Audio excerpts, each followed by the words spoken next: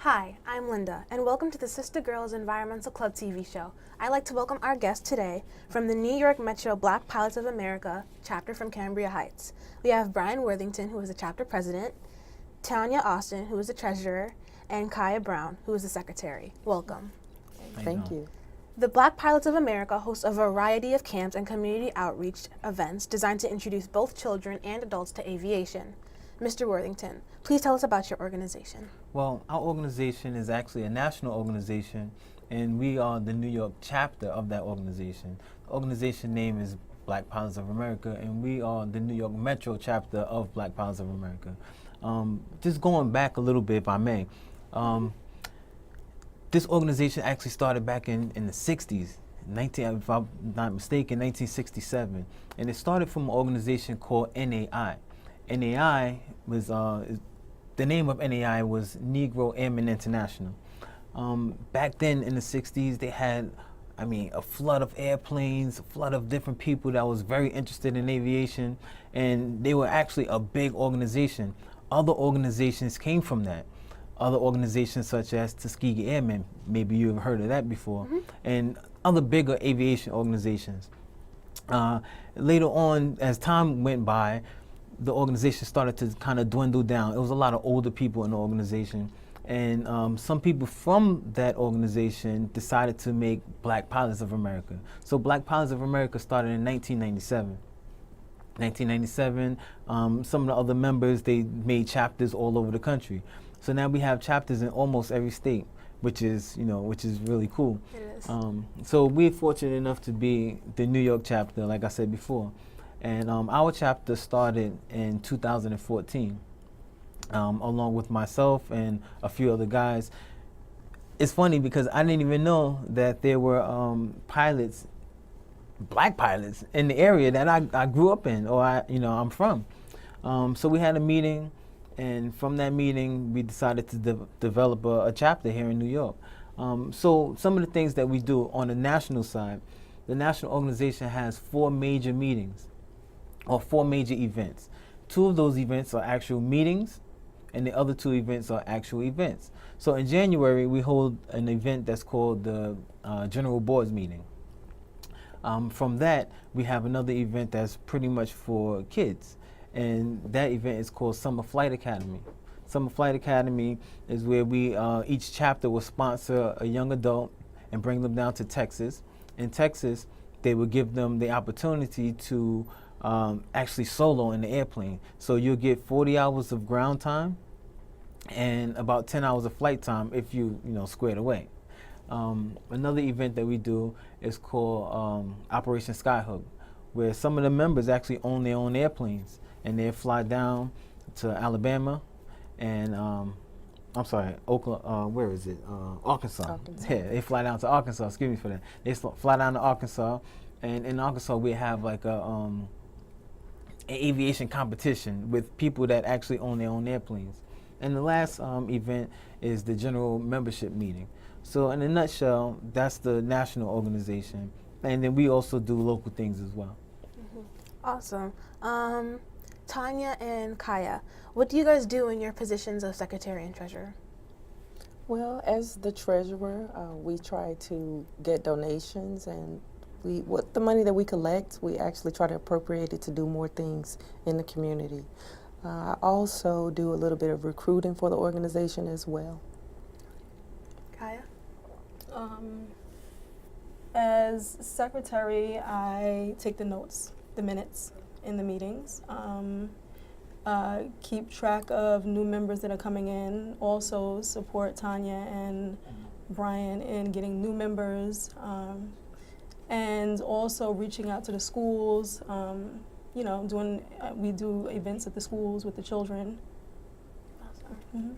And you guys are pilots in training, and Brian, you're an actual pilot, which is really cool. How long have you been a pilot, and how long have you guys been pilots in training? Okay. Well, I started my training back in 2003. Start, stop. 2003, so I've been flying for a little while. Okay. I started my training in 2016, and it's been the same start, stop, but I'm almost to a spot to where I'm about to finish the first license. Congratulations. Thank you. And I too started about 2 years ago, and I am at a halt now. Still training, still studying at home, but I took the courses and, I intend to come back soon. And how many years of training do you have to undergo to become a pilot? You guys want to answer that question? Well, it depends on the individual. It depends on the weather. It depends on your finances. But all in all, if all of those things are good, you can achieve it in maybe a year and a half from a private pilot all the way to a commercial pilot. Cool. Yes. And do you guys aspire to be pilots, or is this simply a learning experience for you? I actually aspire to be a pilot. Okay. I definitely aspire to be a pilot. I don't know, my full future in it, but I think it's important for me to go to full extent. And a question for all three of you, actually. What made you interested in flying airplanes in the first place? Oh man, well, I can go on for days with this story for me. As a kid, I used to go to LaGuardia Airport and just watch the planes take off and land. And I always wonder, what makes this big piece of metal stay in the sky? How does that happen? It's this huge machine and it's just flying all over the place. And I just wanted to be a part of that. So growing up, I always had that interest in learning how to operate this piece of machine. There's a lot of different things that I've done. When I got of age to actually get a job, I started working in the airport. Why did I work at the airport? Because I just wanted to be around an airplane. I didn't care what job you gave me. If it was going to put me by an airplane, yes, that was the job for me. So I just wanted to be around the airplane. From there, I actually went into the military. And in the military, another funny story, in the military, I decided to be around airplanes. So I remember when I went to my recruiter, I said, it doesn't matter what you do, just put me near an airplane. So they said, okay, you're gonna go airborne. And I was like, is that gonna put me near an airplane? They said, yes. So now everybody's laughing at me. And I'm like, what is this airborne thing? So I quickly learned that airborne was jumping out of planes. Oh. I was like, oh no, I didn't want to jump out of the plane, I wanted to be on the thing. So from there, I had about 80 something jumps. Maybe a little over 80, 85 jumps, something like that in that area. And I absolutely loved it. It was one of the best things I ever done in my life. From there, I went to a Black Hawk unit, Black Hawk helicopters. I went to a Black Hawk unit and I became a mechanic or crew chief on Black Hawks. So aviation was just like in my blood. They laugh at me sometimes when we go to the airport and I go, and I smell the jet fuel, and I love it. I love the jet fuel. I just smell it all day, and it's like perfume or cologne. If I can wear it, that'd be beautiful. Jet fuel sells cologne. That should be a thing. What about you guys? What made you interested? Well, initially, I just like to travel. I did not have an interest in being a pilot. I didn't even know that it was possible for females, let alone Black females. I went to become a flight attendant so that I could see the world. And once I started doing that, I got the bug. I talked to a lady, a captain of an Airbus, which is a really large, nice aircraft, and she encouraged me. She let me know it was possible. So I decided to take a little peek up under the tent. I searched and searched, and I saw something on social media actually with Mkaya. I saw photos of her in the Black Pilots of America meeting. So I got my courage up and I actually came to the meetings and it got started right after that. Cool. Thank you, Tanya. Always. For me, I as a child, I had an affinity with flight. I, loved astronauts. And then a friend of mine taught a class, and I went in for a totally different reason. And during the class, I decided I wanted to look into aviation, and I did. All And I'm interesting. very happy. Yeah. All interesting stories. And I actually like to ask a question that I'm sure many people at home are wondering themselves. Is it true that to be a pilot or to run any kind of aircraft, you have to have like 20/20 vision? Well, not necessarily. So let's say this, in the military, the requirements are a little tougher than on the civilian side. but your vision needs to be corrected to 20/20. So you could wear glasses or contacts or something like that. Your regular eyes, you don't have to have 20/20 vision. Okay. I would say that when I got my medical, it said corrective lenses, so I do not have 20/20 vision. So you wear corrective lenses? I wear glasses when I need it, yeah. Okay. Cool. And since you're an actual pilot, where's the farthest you've flown, and what's your most memorable trip that you've taken? Well, actually on a plane, or actually me flying a plane? You flying the plane. I would probably say the longest distance was maybe 800 to 900 miles. So, sometimes I take trips down to North Carolina. I have parents that live in North Carolina, and I take a trip down there and have breakfast with them or lunch with them and come back. So that's one good thing about being a pilot is I consider it to make the world a smaller place. And even though the world is not smaller in a sense, but you can get places faster, and you can do things that you couldn't do if you was going to drive or sail on a boat. So I consider it to make the world a smaller place. And what's your most memorable trip that you've taken? There were quite a few. I would probably think of one when I was in training. I was with an instructor, and we was flying upstate, New York, and we ended up going to Connecticut. So we was just training. We was doing different maneuvers and different things, and we was doing a flight that's called a long cross-country flight. So we did our long cross-country flight, and now it's time to come back home. So the instructor, at this point, I was almost ready to become an actual pilot. So the instructor was pretty comfortable with me flying the plane back without any assistance. So we flying along, and we started to hit turbulence. And the turbulence got a little bad or a little rough. And I remember this vividly. We was flying along, and we was talking, and I flew up out of the plane, and my head hit the top of the aircraft. And I was like, oh my God. And he flew up out of his seat as well.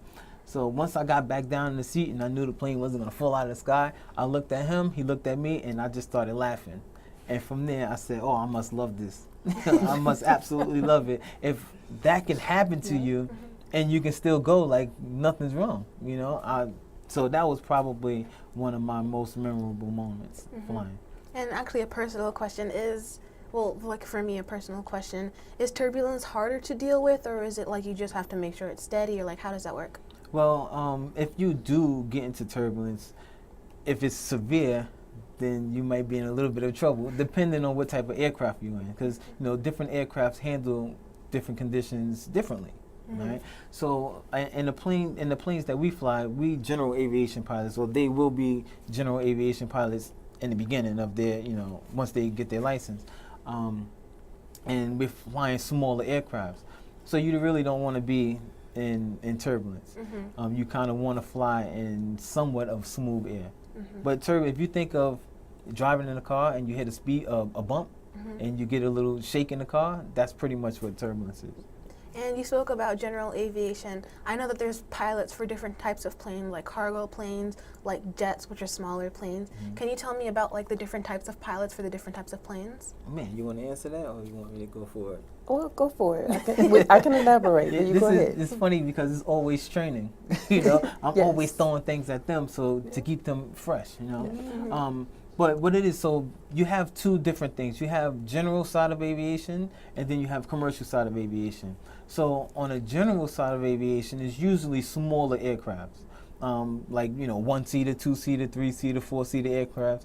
And on the commercial side of aviation, it's like your JetBlue, your American Airlines, your Delta, United. It's the airliners that you'll go to a big airport and you get on and you travel with your family, so forth and so on. Also, those bigger aircrafts are used for cargo and things like that. As far as pilots, there's different levels of pilot training. So when you first start your training, you become a private pilot. Then after a private pilot, you can move on up, to different levels. So there's two major differences in, like I said, the commercial and the general aviation side. So is it after a while, when you've undergone all your training, that you're able to fly, like you're qualified, I guess, to fly each type of plane, or like you have to like focus on one at a time? Well, you don't necessarily have to focus with one at a time. It kind of depends on what your goals are when you start your training. So if somebody's training to fly in the airlines, to fly on the commercial side, because the commercial side of aviation and the commercial rated pilot is not necessarily the same thing. So if somebody wants to fly professionally, I should say, on the commercial side of aviation, then you can kind of start with a smaller aircraft and then move right into a larger aircraft. If you're flying on the general side, then you typically stay with smaller aircrafts. Okay. And actually, a question is, do all pilots like own their own plane, or is it like a more of a hobby thing, or do you have a set plane that you've always like flown, or is it just any plane that, like, I guess not that's there, but you know what I mean? Well, I wouldn't say that most pilots own the airplane. That's kind of a tricky question in a sense. Yeah, sorry. It's no, it's all right, because being a pilot it could be a very expensive hobby, you know. So if you're looking at it for a hobby, it can be a very expensive one. So if you don't have the money to continue or to fly, then it's probably better to rent, because there's other benefits to renting rather than owning. But if you can afford it, or maybe you're doing it for a business, then maybe it's better to own. So that's kind of like a personal preference, rather than most people do this or most people do that. And how about you? Do you own your plane, or? Yes, I do. We actually part owners in the aircraft. We call the airplane Rainbow Bright, by the way. And if you saw a picture of the airplane, you'll know exactly why we call it Rainbow Bright. This is a multicolored aircraft. It's a Piper Warrior. It's a 4-seater, single-engine airplane. And is there like restrictions on like what you can do to your plane, or like you can color any color you want? Any colors not off limits or anything? No, you can pretty much do, as far as colors, yeah, you can pretty much do whatever you want. There's certain things that the aircraft needs. Like, for example, there's such thing called the tail number, and that's like a registration number on a car, or like a license plate on a car. So you have to have certain numbers, and that needs to go through, the proper system, FAA, and so forth and so on. A lot of people have like myths about flying. What can you like debunk any of them right now, and for all three of you? I'll give you one myth, and I don't know if I should say it or not, but I'll give you one. That black people don't fly. There's a huge myth that black people don't fly and black people don't swim. But I fly and I swim. And I'm quite sure that you girls, you swim and you fly. We both fly and so swim. that's a huge myth right there. I don't know where that came from, Camping, but whitewater, all that. Water. yeah, we're Black Pilots of America. Now, the chapter is predominantly minorities. So that's one huge myth right there about flying. Do you guys have any other myths about flying that you'd like to say? Well, I think that there is a myth that black women do not fly. And I even thought that myself until I became a flight attendant. Black women are represented. We are flying, and we're everywhere. We're represented in many, many countries, in general aviation all the way to commercial aviation. And do you have any myths that you'd like to say, or do you? Yeah, about the children, that you're never too young. Yes. We have young children, young as 5 years old. They come to the organization and they're interested in flight, and we take them up on flights. And also, I think this is opportunities that a lot of times white children have access to. So us being available, now the children of color have opportunities to do the same thing. If I can add to that as well, you're not necessarily too old to fly. Sure. We have older members in the organization. We have one gentleman that's 83, 83, 84 years old, and he's a pilot. So you're never really too old to learn, and you're not too young to learn. Now, you may not be too old or too young, but I'd like to ask, for your youth program specifically, how young can you start, and to be an actual pilot, how young can you start? All right, so our youth program, what we do, first of all, if I can explain a little bit about the youth program, what we do is we provide ground training for pilots. Pretty much, to be a pilot, you have to take multiple tests. Right? So one of the tests you have to take is a written exam. The other test you have to take is an oral exam, and then you have to take a flight exam, almost like a road test in the car, right? So we teach the ground portion of that, and the ground portion of that will allow you to take the written test, right? It gives you all the information you need to take the written test. It's a 15-week program. As far as age, we recommend that the young adults be at least 15, going on 16, to take this course.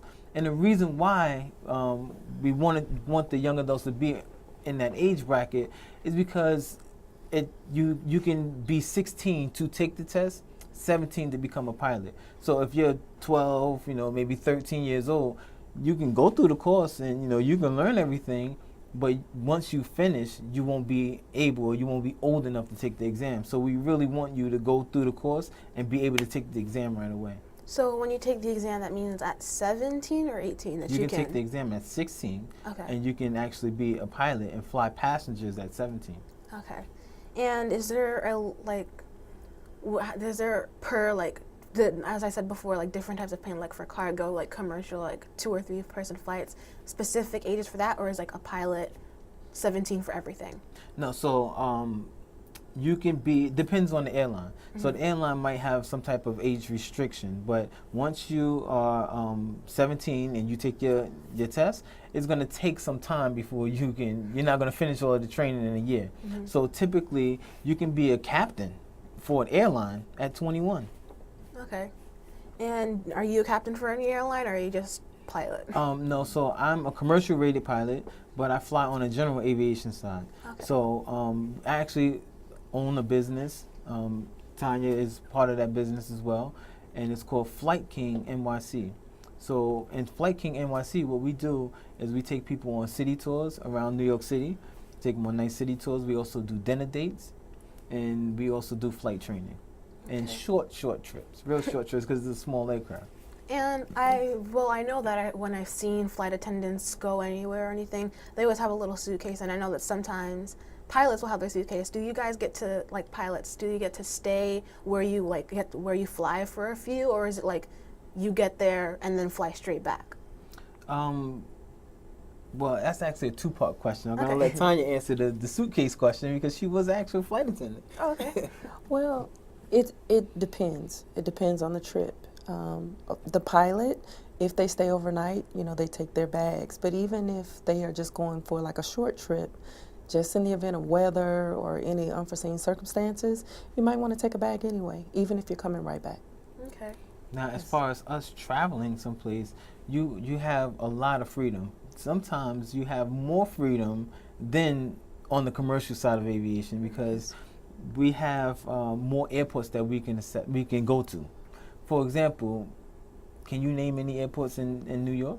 Well, JFK. JFK, and maybe one more? LaGuardia. LaGuardia. So those are the major airports. Those are the first airports that come to mind. Mm-hmm. But we do not fly out of JFK, and we do not fly out of LaGuardia. Mm-hmm. We fly out of Long Island at an airport called Republic Airport in Farmingdale. Mm-hmm. So there's a lot of little airports around that these major airlines cannot go into. Matter of fact, there's 593 airports in the state of New York. I didn't even know of any other airports than LaGuardia and JFK. See? So that's what, going back to what I said, aviation or being a pilot makes the world a smaller place because now I can go to these different places that a major airline can't go to. Mm-hmm. So as far as staying over, you pretty much can go someplace, you park the plane, you leave and stay as long as you want. Mm-hmm. And then you come back to your plane and you go.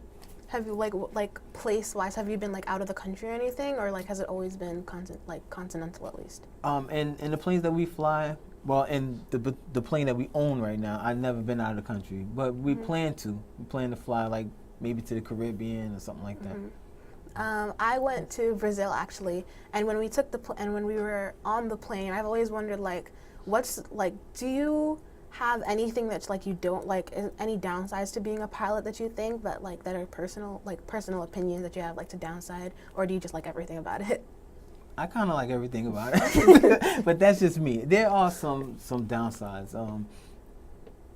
Sometimes it can get very expensive. Mm-hmm. So for example, before I was an airplane owner, I give you the same example when I flew down to my parents' house. I flew down there and it cost me over $1,200 to get there.